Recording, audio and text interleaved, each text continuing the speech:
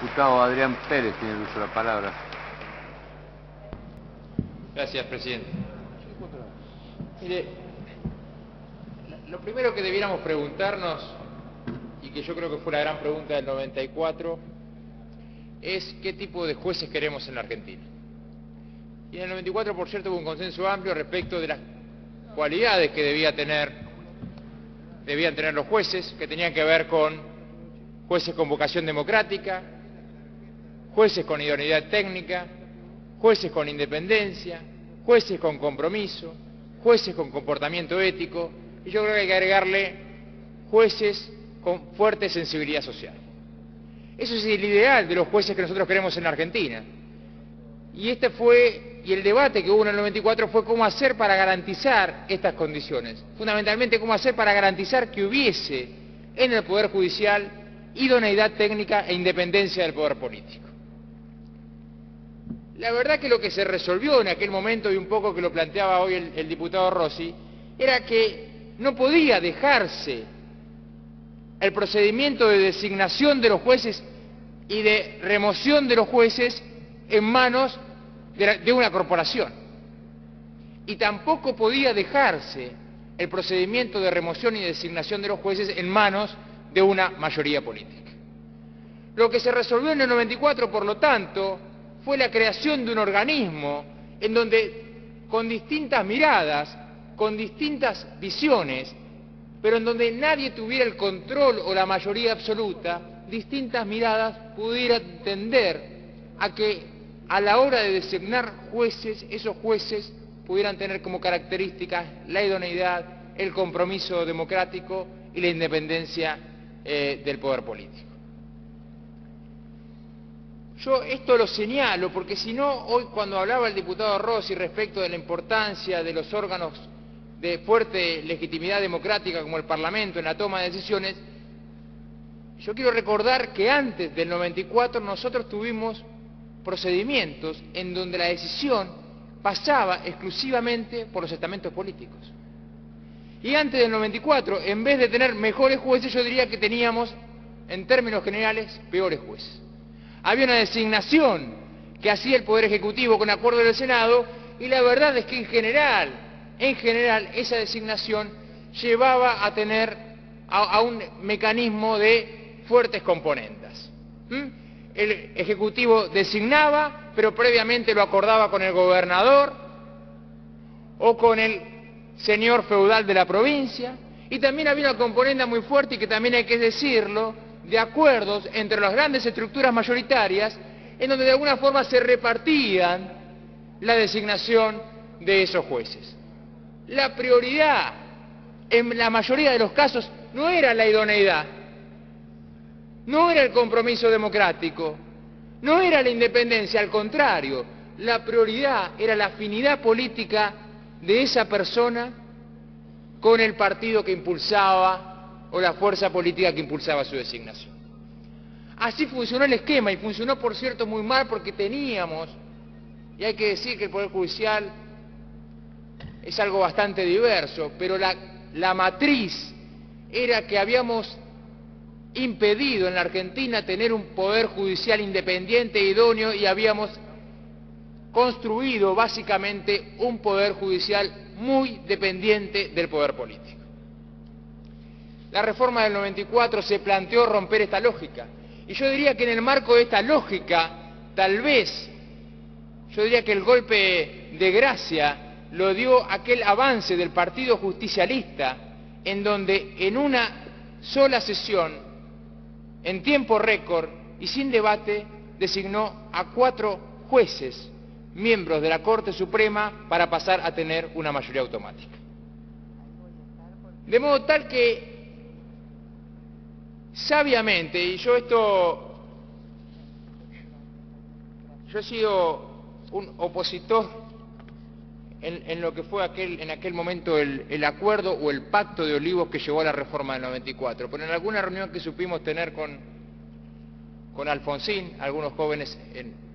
después de aquella reforma en donde le cuestionábamos de la forma en que se había llegado a aquel pacto, Alfonsín señaló: mire, ¿saben qué? La reforma venía igual. La reforma venía igual porque estaba el proyecto de Nueva Aniona, porque ya estaba avanzado y que por ese lado iba a haber una interpretación, iba a haber constituyente, iba a ser una reforma con un solo objetivo, que era la reelección. Y ante eso, nosotros teníamos que condicionar esa reforma con instituciones que mejoraran el funcionamiento institucional y republicano de la Argentina. Y así aparecieron varias instituciones, muchas de las cuales nacían de aquel Consejo de la Consolidación de la Democracia, que tenían que ver con la incorporación en la reforma del Ministerio Público, del jefe de gabinete, de la acción de amparo, del habeas data, de la limitación de los decretos de necesidad de urgencia, de la limitación de las facultades delegadas y el Consejo de la Magistratura. Y el Consejo, por lo tanto, tuvo como misión mejorar sustancialmente el proceso de designación y de remoción de magistrados para hacer que el proceso garantizara alguna independencia y alguna idoneidad a los magistrados. Pero para eso, lo que la Constitución sabiamente dijo es que ese Consejo tenía que tener un equilibrio, que no tenía que estar ganado por la corporación judicial y no tenía que estar ganado por una fuerza política. No hablaba de los números, pero tenía que haber un equilibrio entre la corporación judicial, los estamentos políticos, la representación de los académicos, a efectos de que hayan distintas miradas y a efectos de que, por lo tanto, no haya una mirada controladora.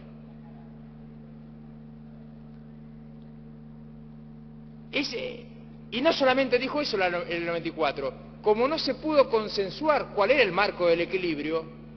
le dijo a los legisladores: garanticen el equilibrio en la ley.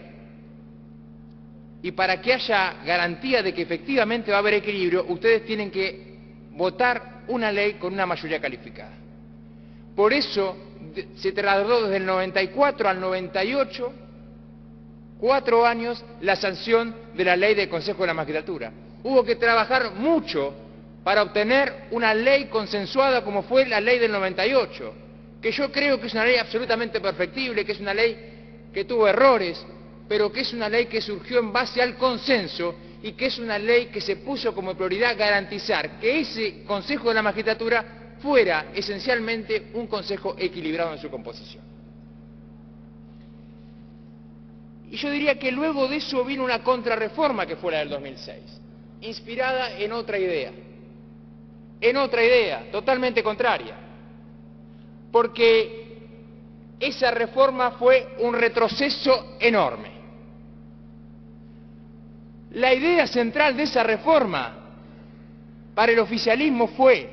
¿cómo hacemos para controlar el Consejo de la Magistratura y para tornar a ese Consejo en una herramienta de disciplinamiento del Poder Judicial? Precisamente lo que el constituyente había querido romper en el 94, que era que una fuerza política pudiera condicionar la designación y la remoción de magistrados, con la trampa del 2006 establecieron un consejo en donde pasaron de una composición de 20 miembros con 5 oficialistas a una composición 13 miembros, 5 oficialistas, de modo tal que le dejaban la llave al oficialismo, el poder de veto al oficialismo y el poder condicionante del oficialismo sobre la designación y sobre la remoción. Por eso a mí me parece que no es un tema menor, es un tema sustancial, que hoy volvamos a otorgar algún nivel de equilibrio en la composición del Consejo de la Magistratura, para terminar con esta idea de que el Consejo tiene que ser una herramienta de disciplinamiento sobre el Poder Judicial y para ir hacia una idea de que el Consejo tiene que ser un órgano plural,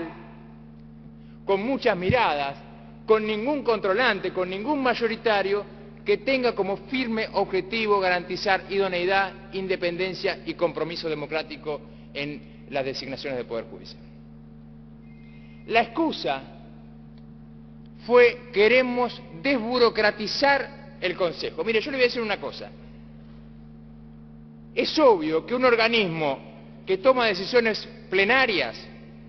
no se desburocratiza por quitarle algunos miembros. En todo caso, se le torna más ágil si hay más periodicidad de reuniones, más asistencia de los miembros, etcétera, etcétera, cosa que no pasó. Pero además no se desburocratizó, Porque si hoy miramos lo que es la planta burocrática, es más amplia que la planta previa. Es decir, se creó el Cuerpo de Auditores Judiciales, se creó la Secretaría de Asuntos Jurídicos, se creó la Dirección de Tecnología, se creó, y hoy hay una planta permanente tal vez superior a la del Consejo previo al 2006. Desde luego que tampoco en aquella reforma se buscó la transparencia. Y yo quiero en esto también señalar, porque cuando tengo que reconocer algo del gobierno lo reconozco. El decreto 222